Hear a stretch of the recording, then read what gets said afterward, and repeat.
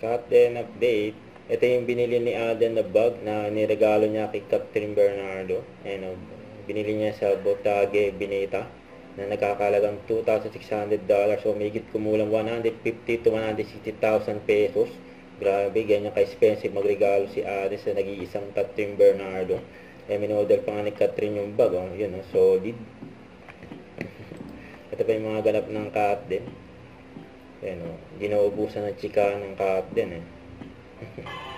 Ayan, sa Cinemark Carson, dyan sa LA, kung saan pinagkaguluhan ng Catherine. Ayan, meet and greet at special screening. Magandang gabi po sa ating mga kababayan dito sa Carson. How are you guys doing? Ang daming tao dyan. That's how they're doing. Kalakas ng impact ng Catherine eh.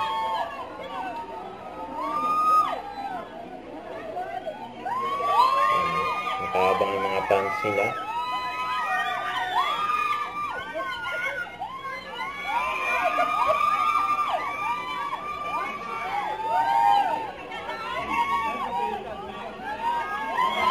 Ang Catherine, dadaan na.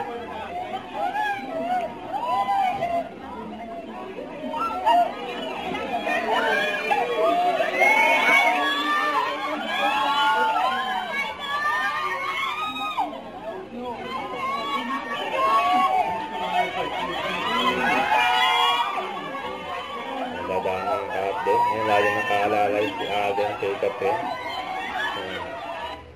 Don't forget to subscribe and click the notification bell for more update. This is Twitch Reaction Vlog. Stay tuned for more update. See ya.